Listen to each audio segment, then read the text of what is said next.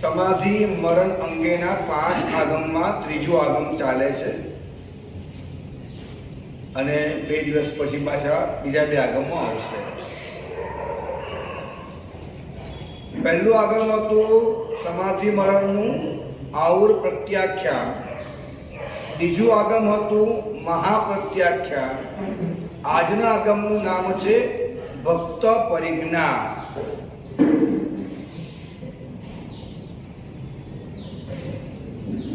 સમાધિ મરણ જીવનની અંદર શ્રાવક જીવનનું એક જ અને શ્રેષ્ઠ અરમાન હોય છે, બીજું કાંઈ થાય કે ન થાય, પણ મને સમાધિ મરણની પ્રાપ્તિ થાય.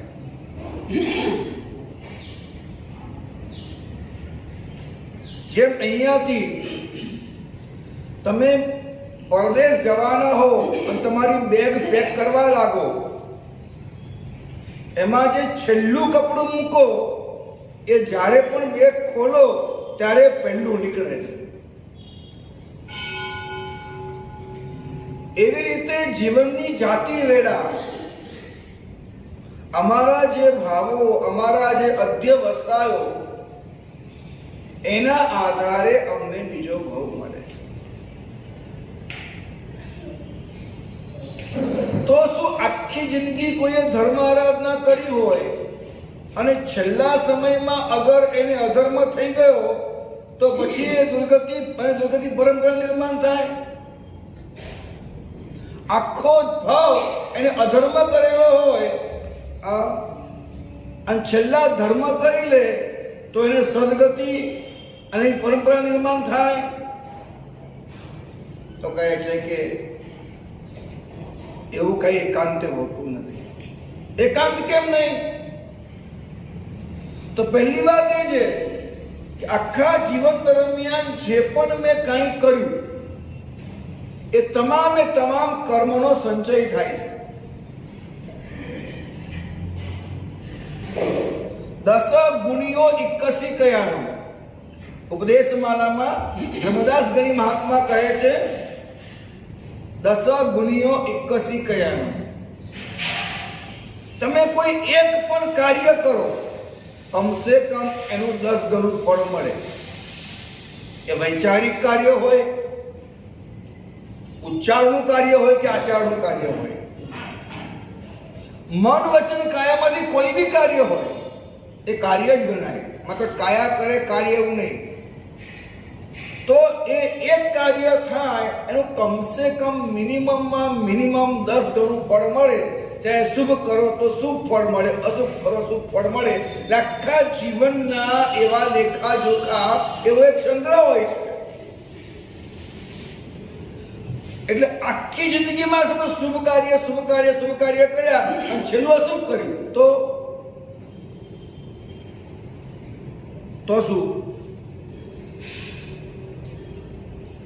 મહત્વની વાત, આખી જિંદગી અશુભ કાર્ય કર્યા હોય તો છેલ્લા શુભ સૂજે નહીં. આખી જિંદગી શુભ કર્યા હોય છેલ્લા અશુભ સૂજે નહીં. પણ જેવી રીતના આગળ વાત આવી ગઈ, કાળ આદિ મહાપુરુષો એ પરમાત્માની આજ્ઞા મુજબ સમ્યક દર્શનને પ્રાપ્ત કરી અને ખૂબ સુંદર તપ જપ સાધના આરાધના કરવા વાળા હતા. છતાં પણ હલ્લ વિહલ્લ કોણિકના કારણે આવી ગયા નિધિની અંદર એમને જાવું પડ્યું અને એ કોલાહલમાં એ મૃત્યુને પામ્યા. તો ક્યાં ગયા મરીને? નરકે ગયા. તો છેલ્લું કપડું પહેલું નીકળ્યું, ગયા નરકે. એવી રીતના સૈનિક ક્યાં ગયા? નરકે. તમને ખાલી એક વાક્ય નાનું કહી દઉં. અત્યારે નરકમાં એવા અસંખ્ય આત્માઓ છે, કાન ખોલીને સાંભળજો. અત્યારે નરકમાં એવા અસંખ્ય આત્માઓ સુંદરભાઈ છે કે જે ત્યાંથી સીધા તીર્થંકર થવાના છે. શું થવાના? સમજાય છે ભાઈ? સીધા તીર્થંકર થવાના. છેલ્લું કપડું પહેલું નીકળે પણ એના પછી બીજું પણ નીકળે, ત્રીજું પણ નીકળે, ચોથું પણ નીકળે. એવી રીતના નરકે ગયેલો પાછો મહાવીર મોક્ષે જવાનો પોસિબિલિટી, શું કહું છું, પોસિબિલિટી, જવાનો જેવું નહીં.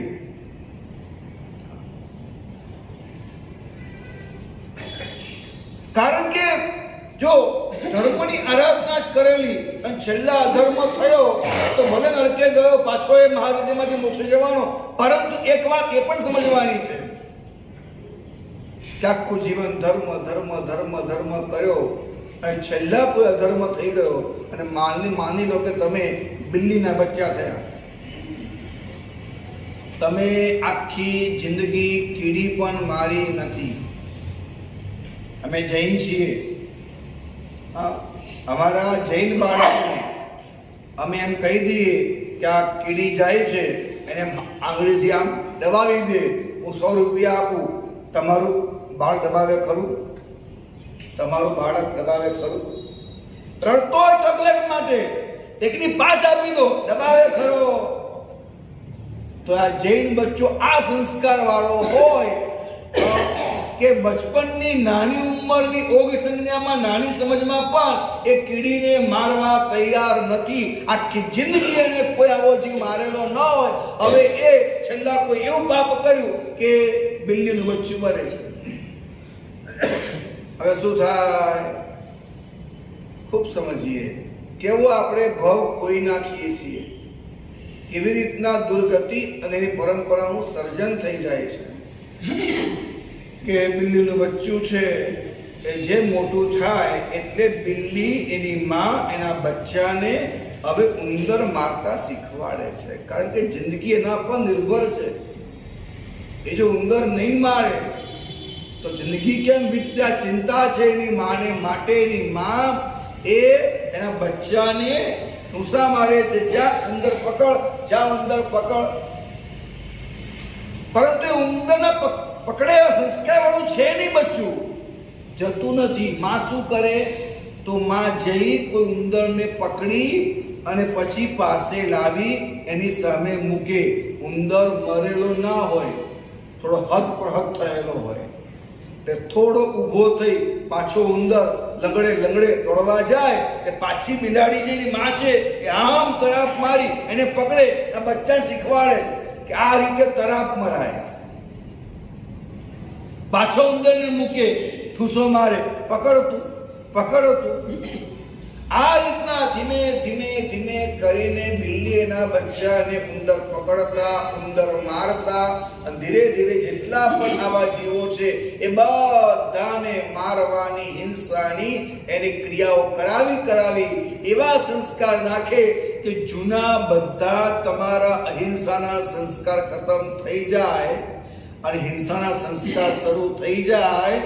આખી જિંદગી પાડેલી જીવદયા હોય સાહેબ, એક ઝાટકે ખતમ થઈ શકે છે. કોઈ પણ રીતે અમારે ગાફેલ રહેવા જેવું નથી.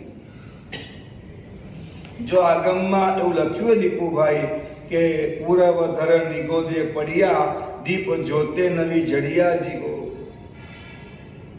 પૂર્વધર, 14 પૂર્વધર એવા મહાનમાં મહાન પુરુષો પણ નીચેમાં નીચે 7મી નરક કરતા પણ વધુ દુઃખવાળા એવા નિગોદમાં જઈને પડે.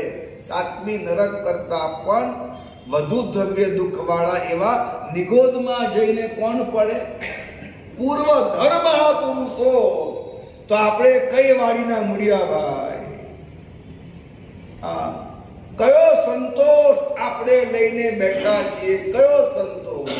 કઈ ધીરજ તમારી ભીતરમાં? બધાને ખબર છે કે નિશ્ચિત મારે મરવાનું છે. માટે બહુ અદ્ભુત વાક્ય મૂક્યું છે અહીંયા, લખે છે કે ભવ ગહન ભમન ભમન રીના લહંતી નિવ્વી મુહમ જમલનીના. જે સંસાર રૂપી ગહન વનમાં ભમતા પીડાયેલા જીવો, ભવન, અને એ જીવો આ અહીંયા જો આવે, અહીંયા આવે એટલે પરમાત્માના શાસનમાં આવે, પરમાત્માની આજ્ઞા સાંભળે અને પરમાત્માની આજ્ઞા માને, પરમાત્માની આજ્ઞા જીવે, તો આ પરમાત્માની આજ્ઞા ને પરમાત્માનું શાસન એમ લખે છે કપદમાં, જંગલમાં કલ્પદ્રુમ સરખું છે. પરમાત્માનું આ શાસન કેવું છે, પરમાત્માની આ આજ્ઞાઓ કેવી છે, તો જંગલમાં કલ્પવૃક્ષ સમાન એની આજ્ઞાઓ છે. ખબર નહીં કેમ મૂઢમતી, અલ્પમતી એવા આજના મોટા ભાગના જીવોને આજ્ઞા ગમતી નથી. દરેક વ્યક્તિ પોતાનું અલગ શાસન ઊભું કરવા માંગે છે. થાય ન થાય અલગ વસ્તુ, પણ દરેક વ્યક્તિને પોતાની માન્યતાનું, પોતાનું શાસન અલગથી ઊભું કરવું છે. હું શા માટે માનું, આગમના વાક્ય આપ્યું તો માની લેવાનું નથી માનતા આપણે. મારે માર્મિકપણે પુણ્યવાનો એટલી જ વાત કહેવી છે કે પરમાત્માની આજ્ઞા એ તમારી પોતાની આજ્ઞા છે. તમે એવું ન માનશો કે પરમાત્મા કોઈ બીજા વ્યક્તિ છે અને એ માલિક બને છે, હું ગુલામ બનું છું, એ મોટો બને છે, હું નાનો બનું છું, એ શેઠ બને છે, હું નોકર બનું છું, એ ગુરુ બને છે, હું લઘુ બનું છું. સાહેબ, આ બધી વિચારના બુદ્ધિ વગરની વાત લાગે છે. પરમાત્માની આજ્ઞા એ તમારી આજ્ઞા છે. તમારી અંદરથી તમારા આત્માનો એક અદ્ભુત અવાજ સતત આવી રહ્યો છે, પરંતુ અનાદિકાળના સંસ્કારોનું પ્રતિનિધિત્વ કરતા એવા મનનો એક એટલો મોટો અવાજ છે કે એની સામે આપણો આત્માનો અવાજ દબાઈ જાય છે. અને સંસ્કાર, મન, એના જ અવાજને આપણે માની લઈએ છીએ કે આ મારો અવાજ છે. પુણ્યવાનો, અત્યારે પરમાત્માની આજ્ઞા અઘરી લાગે તો અઘરી, કડવી લાગે તો કડવી, ન સમજાય તો નહીં, પણ જે વ્યક્તિ કરશે એનું નામ પુરુષાર્થ છે.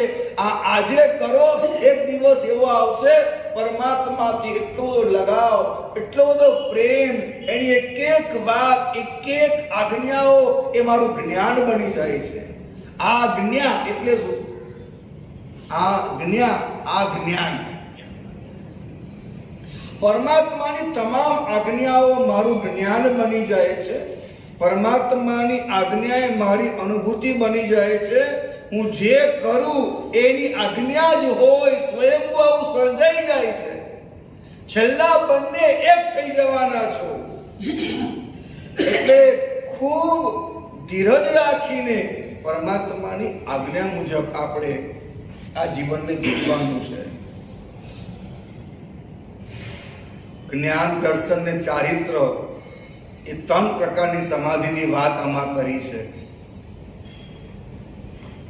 એમાં બહુ સ્પષ્ટપણે લખ્યું છે જેની ચારિત્ર સમાધિ છે એ બધી સમાધિ આવી જાય છે. સુરડાંગ સૂત્રમાં સ્પષ્ટપણે લખેલું છે કે જેની ચારિત્ર સમાધિ છે, જેનું ચરિત્ર નિર્મળ છે, ઉજ્જવલ છે, જેના આચારમાં કોઈ દોષ નથી, કોઈ દોષ નથી ને કોઈ તકલીફ જ નથી, એને ક્યારેય કોઈ પીડા જ નથી, જેના દર્શનમાં કોઈ દોષ નથી.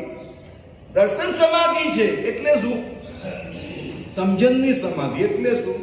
તો કે મેં કંઈ ખોટું કર્યું તું અને મારા જ કર્મે કરીને મારી સામે ખોટું ઉત્પન્ન થયું છે, તો હું આરામથી એને સહન કરું છું, બરદાસ્ત કરું છું. અને સહેજે રંજ, સહેજે પીડા, સહેજે દ્વેષ, સહેજ પણ એને પોતાની ઉપર દુઃખ નાખનાર પ્રત્યે અભાવ થતો જ નથી. આ દર્શન સમાધિ છે. પણ એક વાત તો ખરી ને, સમજણની સમાધિમાં સહન તો કરવાનું ને, ચારિત્ર સમાધિમાં કઈ છે જ નહીં. ચારિત્ર જ એવું છે, આખા જગત સાથે સદભાવ કર્યો છે, આખા જગતની અહિંસા કરી છે, વળતરમાં માત્ર હિંસા છે. ક્યાંય તમારી હિંસા, ક્યાંય કોઈ તકલીફ, ક્યાંય કોઈ રોગ, ક્યાંય કોઈ આપત્તિ એ આવતું જ નથી. તમારું મૃત્યુ પણ જ્યારે થાય એટલે બહુ વિચારજો, સાધુના મરણને કેમ કાલધર્મ કહેવાય? એ કાળના ધર્મને અનુસરે છે. વર્તમાન કાળ, શરૂઆતથી વર્તમાન જોગ ચાલે છે. સાહેબ ગોચરી પધારશો, વર્તમાન જોગ. અમારા ગામમાં પધારશો, વર્તમાન જોગ. વર્તમાન જોગ એ બસ જે સમય જે રીતે, તે સમયે તે રીતે. એટલું બધું પરમાત્મામય જીવન છે, એટલું અદ્ભુત જીવન છે, અદ્ભુત. કોઈ ચિંતા નહીં, કોઈ પરવા નહીં, કોઈ તમા નહીં, કશું જ નહીં. બધું પરમાત્મા મારું સંભાળી લે. હું વારે વારે એક જ વાત વિચારું છું, સંયમ જીવનનો ખરો અર્થ જે છે કે પ્રભુને સમર્પણ એટલે પ્રકૃતિને સમર્પણ. સમર્પણ કોને? પ્રકૃતિને સમર્પણ. પ્રકૃતિ મારી માં છે, પ્રકૃતિ પરમાત્મા છે. અને માં જે બાળકને ક્યારેય કોઈ દુઃખ ન થવા દે, ભૂખ્યું ના રહેવા, કશું ના રહેવા દે, એમાં પ્રકૃતિ અમને ક્યારેય પણ દુઃખી નહીં થવા દે. હવે એ શ્રદ્ધા લાવવા માટે સાધના જોઈએ. જે પુણ્યવાનો ધન્ય છે કે જેમને આ સાધના કરી, જેમના અનુભવમાં સમજ ઉતરી ગઈ છે, જે સમજથી રૂબરૂ થઈ ગયા છે, સમજ સામે આવી ગઈ છે કે આ જ છે. હું કરું છું તો દેહ કરે છે, દેહ કરે છે, જન્મ કુંડલી કરે છે, દેહ કરે છે, તો ગ્રહો કરે છે, દેહ કરે છે, વાસ્તુ કરે છે. પરંતુ જ્યારે હું સમર્પણ કરું છું ત્યારે એને કોઈ કુંડલી, એને કોઈ વાસ્તુ, એને કોઈ ગ્રહ, એને કોઈ નડતર કશું આવતું જ નથી. ડાયરેક્ટ પ્રકૃતિ, ડાયરેક્ટ પરમાત્મા છે.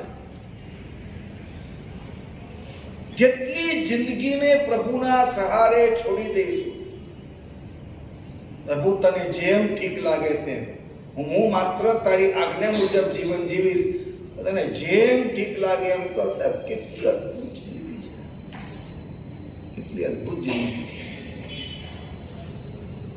અભિગ્રહો જે ધારણ થાય ને, મહાત્મા અભિગ્રહ કર્યો હતો ને 28ના પારણે. અભિગ્રહ શું છે? ગમે તેવો અભિગ્રહ કરવામાં આવે, ગમે તેવો અભિગ્રહ કરવામાં આવે, સાહેબ 6 મહિના વધીને અભિગ્રહ પૂરો થયો જ છૂટકો. જયેશભાઈ ખ્યાલ આવે છે? વધીને 6 મહિના.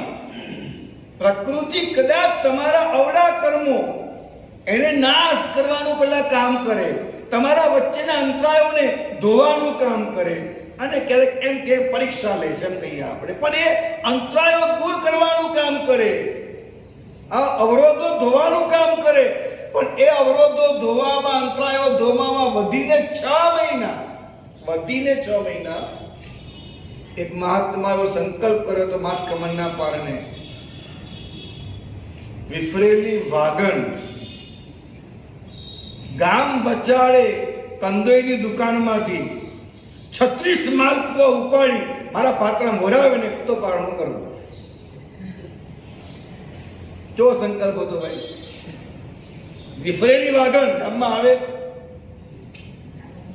હા, વિફરેલી વાગણ ગામમાં આવે અને કંદોઈ દુકાને માલપુઆ બનેલા હોય, એમાંથી 36 પોતે ઉપાડે, પંજો મારીને વાગણ ઉપાડે, વિફરેલી હોય ઉપાડે, અને પછી પાત્રું ધરું અને પાત્રા મોરાવે તો પારણું કરવું.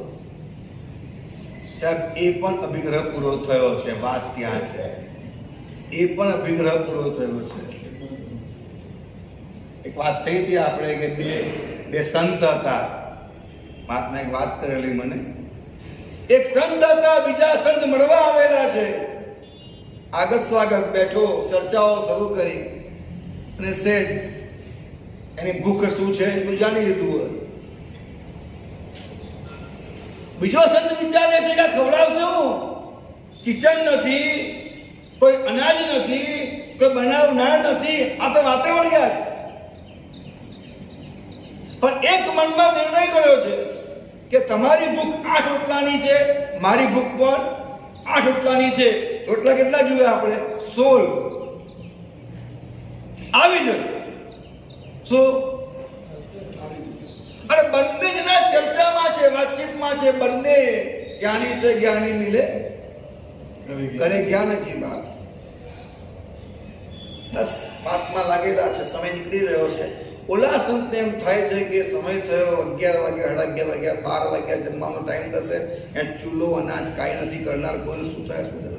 એટલામાં એક છોકરો આવ્યો, હાથમાં રોટલા હતા. મહાત્મા ગ્રહણ કરો. બધા શું વાત છે? એટલે ફટ નહીં હાથ મારવા ગયા. પરંતુ બારો ભાઈ ગણી લો કેટલા છે. ગણ્યા 1 2 3 4 16 17 ને 18. પેલા મહાત્મા બોલ્યા, આ આપણા નથી, આપણે 16 નોંધાવ્યા છે. તમારા 8 ને મારા 8 વધાવ્યા છે. કેટલા? 16. આ કેટલા છે? 18. આ બીજા કોઈ ઓર્ડર છે? નહીં ભાઈ, આગળ જાઓ. આ મારું નથી. શ્રદ્ધાનો વિચાર કરજો સાહેબ. મજા છે આ શ્રદ્ધા એકવાર થઈ જાય ને. આ દુનિયામાં કરોડો લોકો અંધશ્રદ્ધામાં સફળ છે. શ્રદ્ધા કેવી ચીજ છે? શ્રદ્ધા એનો પાવર કેટલો? આ સૂર્ય છે, એની આગળ ઘનઘોર વાદળ આવે તો પણ દિવસનો ખ્યાલ તો આવે. સૂર્યની આગળ ઘનઘોર વાદળ આવે તો પણ તમને દિવસનો ખ્યાલ આવે. લાઈટ ઊંધી મૂકો તો પણ તમને એની આભા તો પડે. શ્રદ્ધા કેટલી મહાન છે કે દુનિયાના કરોડો લોકો અંધશ્રદ્ધામાં સફળ છે, જે પછી પડવાના, મરવાના, હેરાન થવાના છે. પણ એ લોકો શ્રદ્ધાનો દુરુપયોગ છે. શ્રદ્ધા અવળી કરે તો પણ લોકો સુખી થતા હોય. સાહેબ શ્રદ્ધાને સવરી રાખીએ તો, જેવી છે એવી શ્રદ્ધા રાખીએ આપણે. સાહેબ શું ન થાય, શું ન થાય. થોડી વાર થઈ, બીજો બાળક આવ્યો, મહાત્મા કન્યા બરાબર 100 રોટલા હતા. તો કે આપણો ઓર્ડર આ છે.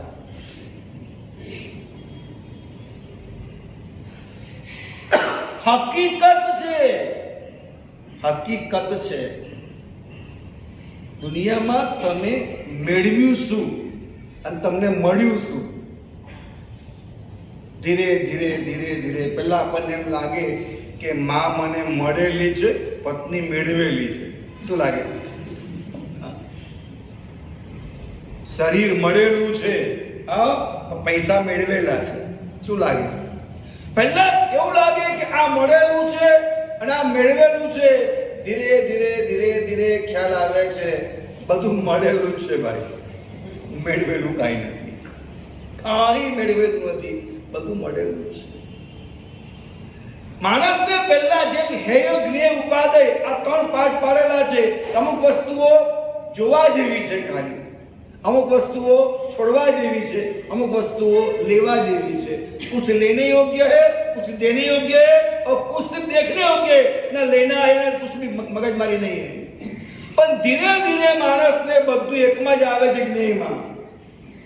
ન લેને યોગ્ય है न छोड़ने योग्य है. हाँ, न त्याग કરવા લાયક છે ન ભોગ કરવા લાયક છે, માત્ર જોવા લાયક છે. न वहाँ है ही बसता है न उपाधि बसता है. बसता क्या है? सिर्फ ज्ञेय. वो लेता है तो भी ज्ञेय और छोड़ता है तो भी ज्ञेय. धीरे धीरे બધું જ્ઞેયમાં આવી જાય છે, જાણવા લાયકમાં આવી જાય છે. શ્રદ્ધા, સમ્યક દર્શન. પહેલા ઓગ શ્રદ્ધા. ઓગ તો ઓગ, ખોટી તો ખોટી, પણ શ્રદ્ધા કરો પરમાત્મા, પ્રકૃતિ પર શ્રદ્ધા કરો. અહંકાર અને ભારે કરેલી આત્માઓને પડવું, પછડાવવું, દુઃખી થવું, કપાઈ જવું મંજૂર છે. પરંતુ સમજાતું નથી કે હું આ રીતે અહંકાર કરી હું સમજું તો હવે ચીકુ જેટલું મગજ છે, હિમાલય માપવા નીકળ્યો છે. મગજ ચીકુનું છે, હિમાલય માપવું છે. સમજી જઈએ ને આપણે કે ચીકુ છે આપણી પાસે. ખાલી એક દિવસનું ગુજરાત સમાચાર સમજી બતાવો ને, ચલો સમજી બતાવો, ગેરંટી આપું તમને હું. એક દિવસનું ગુજરાત સમાચાર સમજી બતાવશો તાકાત છે? એક પાનું હું વાતો કરો છો? લોકલ પેપર છે, મિડ ડે, ગુજરાત સમાચાર, દિવ્ય ભાસ્કર, સંદેશ, ગુજરાત મિત્ર, એ નહીં સમજી શકતા તમારાથી. ઓકાત પણ તમારી છે નહીં. 50 વર્ષ થયા, બુદ્ધા થયા, એ ખ્યાલ નહીં આવતો. અને એક બાજુ મને ધર્મ સમજ પડે. તો શું લઈ નીકળ્યા છો આપણે? જાતને તપાસ તો ખરા કે મને સમજ પડતી નથી. સ્વીકાર કરો પહેલા. સમજ પડતી નથી એ પાત્રતા છે સમજ પડવાની. હું અજ્ઞાની છું એ સ્વીકાર જ્ઞાનનું નિર્માણ કરે છે. હું પતિત છું એ સ્વીકાર ઉત્થાન કરી આપે છે. પણ સ્વીકારવું પણ હું ક્યાં બેઠો છું? વેર આઈ એમ. સ્વીકાર કરીએ મને સમજ પડતી નથી ને શ્રદ્ધાનું વપન કરીએ. શ્રદ્ધાની એ રીતે આપણે વાવણી કરીએ. કહે છે જમ અજ્જ સુહમ ભવિન સંભરણીયમ તયમ ભવે કલ્લમ. આજે તમારી પાસે જે છે એ કાલે માત્ર સંભારનું છે. અદ્ભુત વાત છે. આજે જે આપણી પાસે છે તે કાલે માત્ર સંભારનું છે. અને સંભારણું માંથી પણ સમ ચાલુ જાય છે, માત્ર ભાર પણ છે. આજે જે કાર્ય કર્યું, તમે વિચારજો, તમે બચપનમાં પેન્સિલ ખાધેલી, બચપનમાં તમારા પપ્પાએ પાટી પર લખવા માટે આપેલી પેન્સિલ એ તમે ખાધેલી, તમને ભાવતી હતી. આજે ખાશો? બચપનમાં તમે જે કાર્ય કર્યું હતું, જે પણ પાપ કર્યું હતું, જે પણ અકાર્ય કર્યું હતું, સમજો, બચપનમાં જે પણ અકાર્ય કર્યું હતું, આજે એનો સ્વાદ તમારા જીભ પર નથી, યાદમાં છે, સંભારનું છે. જીવનમાં કરેલા પાપો એ તમારી ઇન્દ્રિયો પર સુખદાતા તરીકે, સ્વાદ તરીકે ક્યાંય ઉપસ્થિત રહેતા નથી, પરંતુ બંધાયેલા પાપના મોટા મોટા પોટલાઓના ભાર તરીકે, સંભારના તરીકે ને ભાર તરીકે તમારા ઉપર કાયમ માટે રહી જાય છે. જે 5 ઇન્દ્રિયોના પાપો મેં કર્યા, સાહેબ, એનો કેટલો મોટો સ્વાદ હતો અને એનું કેટલું મોટું પાપ હતું. તો જે સ્વાદ તો અલ્પ હતો અને એનું પાપ બહુ મોટું હતું. આગળ વધતા હું તમને ખાસ કહું છું, તમે તમારા 5 ઇન્દ્રિયના ભોગો સાથે વાત કરીને એક નિર્ણય પર આવો. તમે સુખ માટે પાપ કરતા નથી. 5 ઇન્દ્રિયમાંથી સુખ મળે છે એટલા માટે પાપ કરતા નથી. તમને પાપ કરવાની આદત પડી ગઈ છે માટે પાપ કરો. મોટા ભાગના આપણા પાપ, પુણ્યવાનો મોટા ભાગે આપણા પાપ એમાંથી સુખ મળે છે માટે નથી, આદત પડી ગઈ છે માટે છે.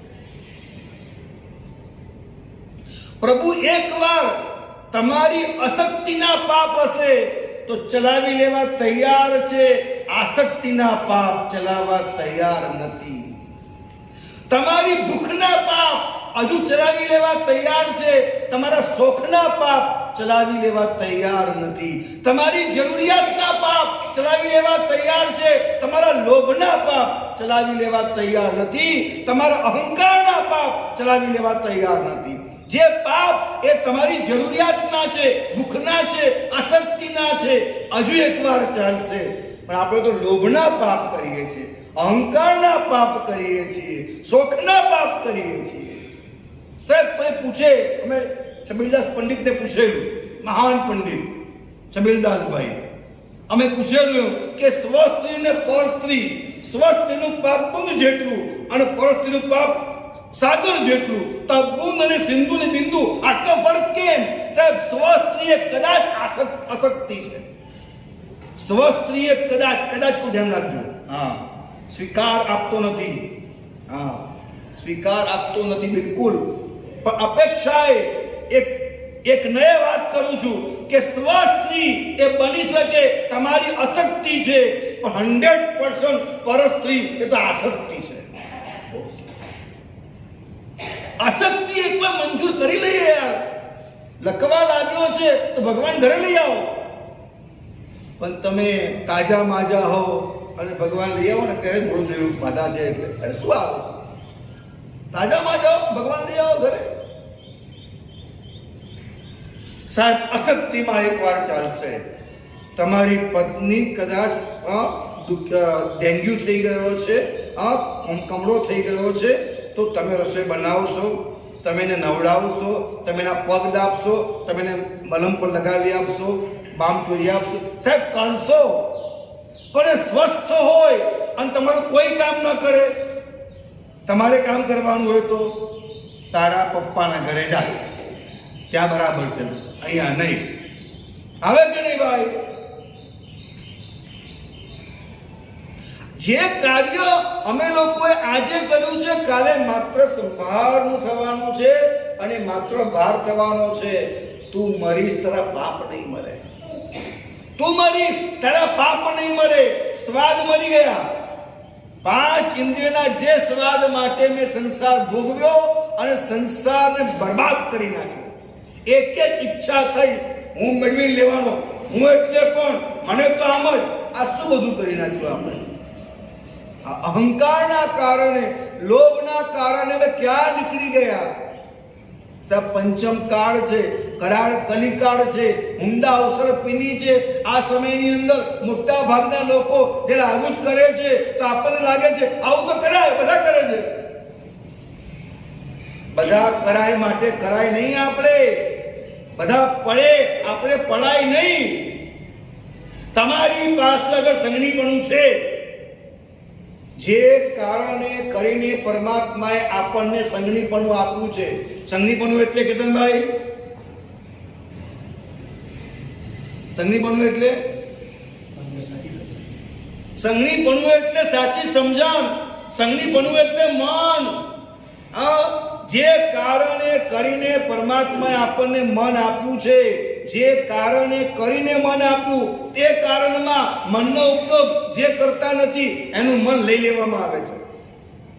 એનું મન લઈ લેવામાં આવે છે. બીજી વાર આપણને મન આપવામાં નહીં આવે. શું વાત કરી છે? વિચાર તો કરો તમે. શું વાત કરી છે? આગમમાં ક્યાં કઈક વાત છે, કયા આગમમાં યાદ નથી અત્યારે મને. પરમાત્મા મહાવીર દેવની પાસે સૈનિક રાજા આવે છે, પૂછે છે કે હે પરમાત્મા, હું આમ વાસ્તે ગાસ્તે રાજ વૃદ્ધિ રાણીઓ સાથે આવું તો મને જોઈને તમારા કોઈ શિષ્યને મારા જેવા રાજા બનવાનું મન થાય ખરું? સૈનિક રાજા પરમાત્મા મહાવીર દેવને પૂછે છે કે મને જોઈને તમારા કોઈ શિષ્યને રાજા બનવાનું મન થાય ખરું? ભગવાન કે મારા શિષ્ય છે. વાત શું કરે? મેં દીક્ષા આપીશ, મેં વાચના આપીશ.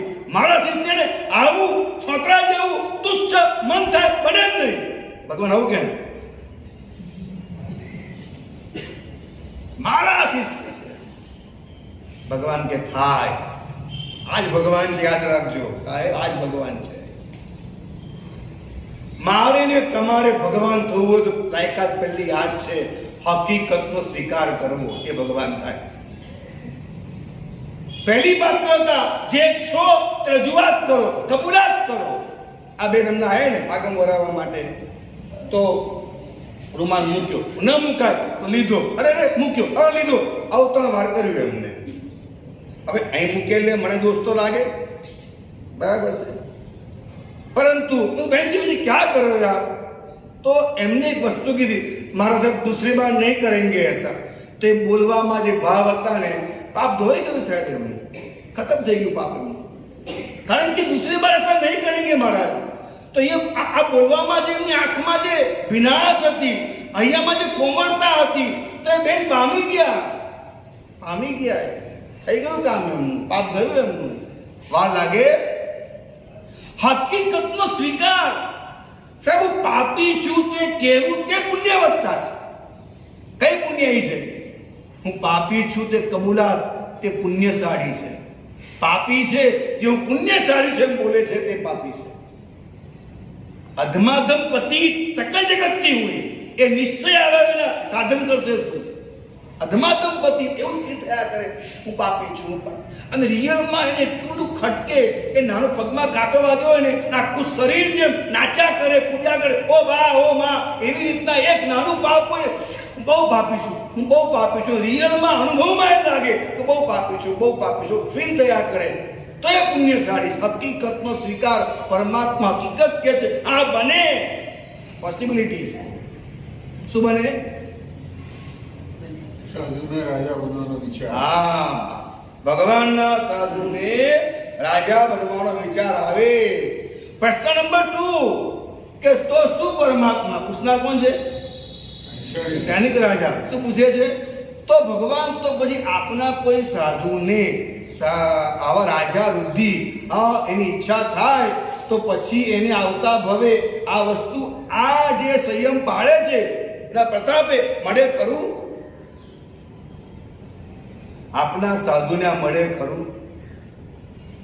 મળે કે ના મળે?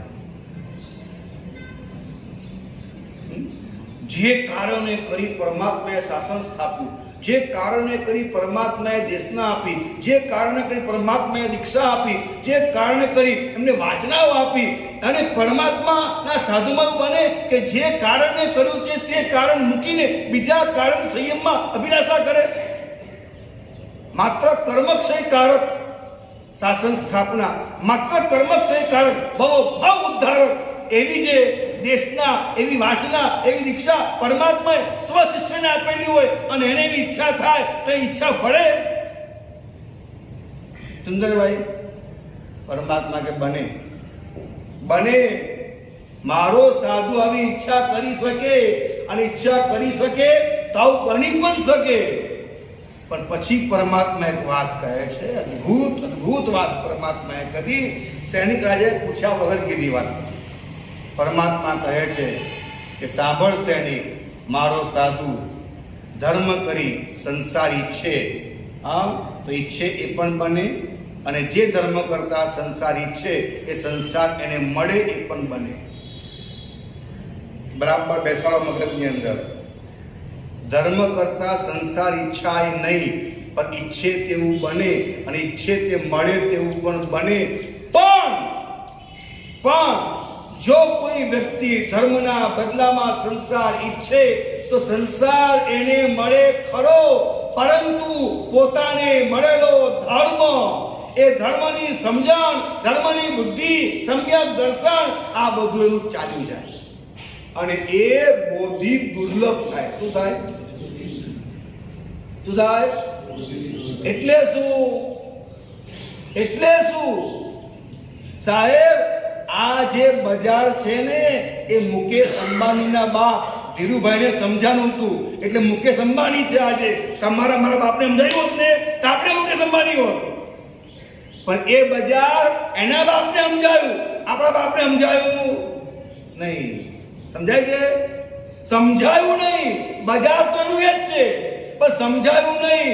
જે વ્યક્તિ ધર્મ કરીને ધર્મનો દુરુપયોગ કરશે એને દુરુપયોગ કરતા તે પદાર્થો મળશે. Never get second chance. શું છે? આ સમજણ નહીં મળે. હવે જા, સમજણ નહીં મળે. તીર્થંકર ભગવંત મળશે, તીર્થંકર દેશના મળશે, તને પરમાત્માના સમોસનમાં બેસીને દેશના મળશે. તમને બધાને અત્યારે દેશના મળી રહી છે, પરંતુ આ દેશનાનો પૂર્વકાળમાં કરેલો દુરુપયોગ એને કરીને અત્યારે સમજાશે નહીં. ગમે એટલું બોલું નહીં સમજાય. કેટલી અગત્યની વાત છે. દુરુપયોગ કરીએ છીએ જ્યારે, અમને મળેલા સ્થાનનો દુરુપયોગ કરીએ છીએ, સંપત્તિ દુરુપયોગ કરીએ છીએ, શ્રદ્ધા દુરુપયોગ કરીએ છીએ. સાહેબ, કેમ આવું કરીએ આપણે? હકીકતનો સ્વીકાર કરીએ, જ્યાં છે ત્યાં ઊભા થઈએ. પોતાના અજ્ઞાનનો સ્વીકાર એ જ્ઞાન મેળવવાની પાત્રતા છે. પોતાના પાપનો સ્વીકાર એ જ બહુ મોટી પુણ્યાઈ છે. અવગુણનો સ્વીકાર એના ખોળામાંથી ગુણ જન્મ લે છે. સ્વીકાર કરો સાહેબ કે હા છે, પણ એ હું નથી. બસ ક્યાં આવે? મારામાં અવગુણ છે પણ મારા માં છે, હું નથી. અથવા તો મારી ઉપર છે, મારી અંદર નથી. અવગુણ ક્યાં છે? દોષ ક્યાં છે? દુઃખ ક્યાં છે? અજ્ઞાન ક્યાં છે? બધું મારી ઉપર છે. હું તો અનંત જ્ઞાન છું, અનંત દર્શન છું, અનંત ચારિત્ર છું. માટે પરમાત્મા કહે છે કે હવે તું કંઈક સમજણો થા. સમજણ બહુ મોટી વાત છે. આગમમાં જ અદભુત વાત કરી છે એ છે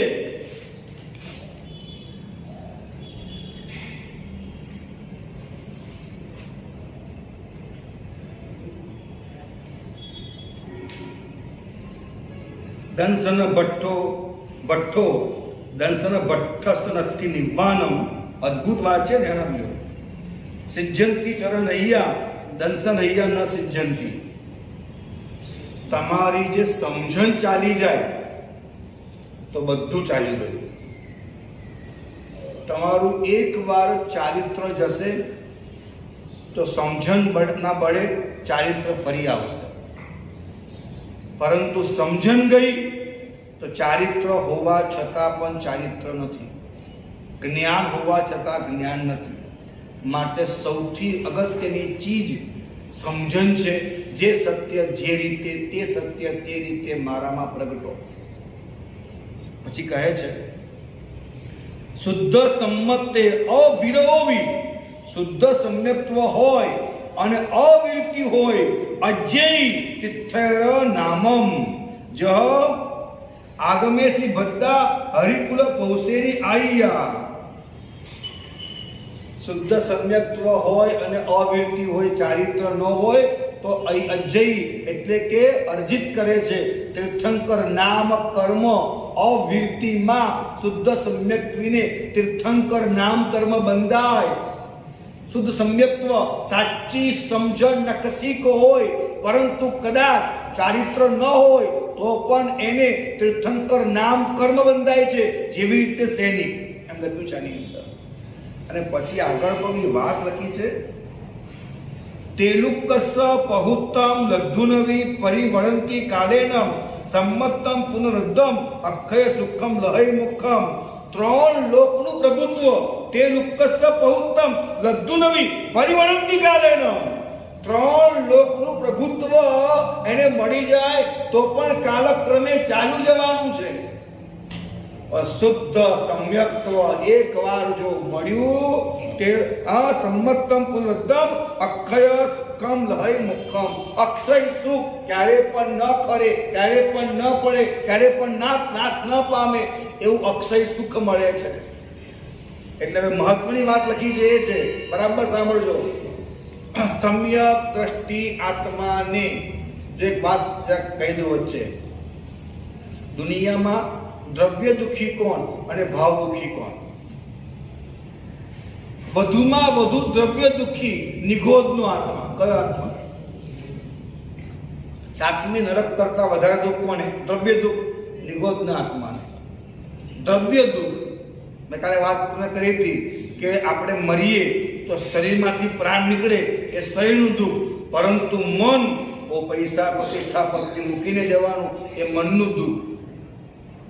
શરીરનું દુઃખ દ્રવ્ય દુઃખ છે, મનમાં દુઃખ ભાવ દુઃખ છે. દ્રવ્ય દુઃખ એ સાતમી નરકથી પણ વધારે દુઃખ નિગોદના આત્માને છે. ભાવ દુઃખ કોને છે?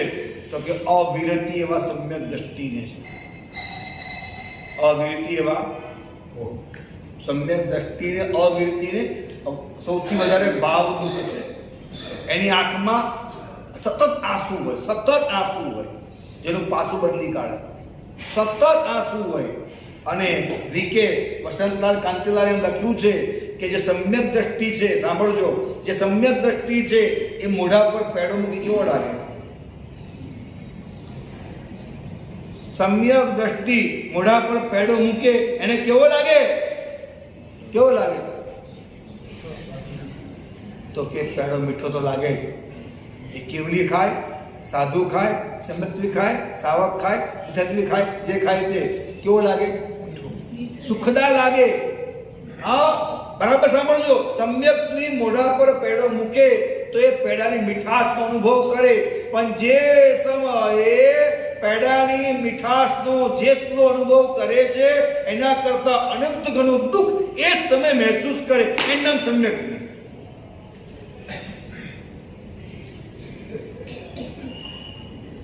સમ્યક્ત્વિન અવિરતિ એટલે કે જાણે છે સાચું, કરે છે ખોટું. તો સંસારના પાંચ ઇન્દ્રિયના ભોગો ભોગવે એ બને, પરંતુ એ ભોગો ભોગવતી વખતે એ ભોગોનું જે સુખ મળે છે એના કરતા એ જ સમયે, એ જ મોમેન્ટ પર જ્યારે સુખ અનુભવે છે ત્યારે જ અનંત ઘણું એને દુઃખનો અનુભવ વિદ્યમાન હોય. સુખના અનુભવ સાથે આંસુ પડતા હોય. પાણીપુરી લે, અંદર મગ નાખે, ચના નાખે, મસાલો નાખે, ડબોળે, હું પાપી આ રસનું સેવન કરું છું, હું પાપી, છૂટીશ ક્યારે, આમ કરતા કરતા પણ રડતો હોય. આ સમ્યક છે. હવે મહત્વની વાત જે લગી છેલ્લી વાત કહી દઉં. આમ તો ખૂબ બધી વાતો છે, અકલ્પનીય વાત. આમ 8-10 ચોમાસા કરીએ ને તો બધી વાતો પતે નહીં. સુંદરભાઈ શું કહીએ, પતે નહીં. 100 વર્ષનું આયુષ્ય પણ હોય, હા, અને કદાચ મોઢામાં લાખો જીભ હોય. સાહેબ આ વર્ણન 24 કલાક કરીએ તો એમ કહ્યું છે કે દુનિયામાં જેટલું પાણી છે બધાને સહી કરી દઈએ, જેટલા ઝાડ છે બધાને કલમ કરી દઈએ, હા, જેટલા પાંદડાઓ છે, ધરતી છે એને કાગળ, સબ ધરતી કાગળ કરું, હા લખ્યું છે, સબ ધરતી કાગળ કરું, લેખની કરું વનરાય, 7 સમુદ્ર સાહી કરું, પ્રભુ લખ્યો ન જાય. કહી શકાય કે વાત અમે તો ખાલી 2-4 વાતો મમરાવીએ છીએ. સાહેબ તમારે જોઈતું હોય તો સાધના કરો. સાંભળવાથી કલ્યાણ 3 કાળમાં કોઈનું પણ થયું જ નથી, યાદ રાખજો. સાંભળવાથી કલ્યાણ 3 કાળમાં કોઈનું પણ થયું નથી, થતું નથી, થવાનું પણ નથી. જે સાંભળે છે તેનું નહીં, જે સાધના કરે છે કલ્યાણ થવાનું. સાધના કરો. બહુ અદભુત વાત લખી છે. પ્રારબ્ધ પશ્ચાતાપ પ્રિય ધર્મા દોષ સતુ સકૃષ્ણ અર્હતિ પાર્શ્વસ્થાદિ અપી દોષવત કલિતોપી. જે અંદરમાં પોતાના થઈ ગયેલા પાપનો પશ્ચાતાપ અને એના અગ્નિમાં બળે છે. બરાબર સાંભળી લેજો. પોતાનાથી થઈ ગયેલા પાપ અને એના પશ્ચાતાપની અગ્નિમાં જે સતત બળે છે, જેને પ્રિય ધર્મ, જેને અંદર પૂછવામાં આવે સબકોન્શિયસ માઇન્ડમાં, તો ધર્મ એને પ્રિય છે, હા, અને પોતાના અંદર જે દોષ દુર્ગુણો છે એને હું ક્યારે કાઢી નાખું એવી તૃષ્ણાવાળો છે. ક્યારે આ દોષ જાય, ક્યારે આ દુર્ગુણો જાય, ક્યારે અપાય જાય, ક્યારે અવગુણો જાય, ક્યારે મારામાંથી આ પાપ જશે, એની સતત તૃષ્ણાવાળો છે. આવો જીવ અર્હતિ, જો કદાચ એ પાપી પણ હોય, છતાં પણ એના એ પાપ રહિત ન થઈ શકે છે, છતાં પણ એને સમાધિ મરણ મળી શકે છે. સમજાય છે? સૌથી મહત્વની વાત, પાપનો પાપ તરીકે સ્વીકાર કરી. ક્યાંય પણ મારા અસ્તિત્વને, મારા વ્યક્તિત્વને, મારા અહંકારને, મારી પ્રેસ્ટીજ પ્રતિષ્ઠાને, મારા મોભાને, પદને ક્યાંય વચ્ચે ન લાવતા હું આત્મા છું, દેહ હું નથી. આ સન્માન દેહનું થાય તો હું અલગ છું, આ અપમાન દેહનું થાય હું અલગ છું. બંને કરતા હું ભિન્ન છું. માટે મારે એનાથી સર્યું સીધી આત્માની વાત, સીધી જે જેવું છે તેવું કહેવાની વાત. જેવું બાળકો મા બાપ પાસે બાળ પીડા નવ કરે અને મુખમાંથી જેમ આવે તેમ શું ઉચ્ચરે, તેમ જ તમારી પાસે બાપ તારક આજ બોલા ભાવથી જેવું બન્યું તેવું કહું, તેમાં કશું ખોટું નથી. આ રીતે સમાધિ મરણ પર આપણે આગળ વધીએ. વિશેષ વાતો સંસ્થારક પરિણામ આપણે કરીશું.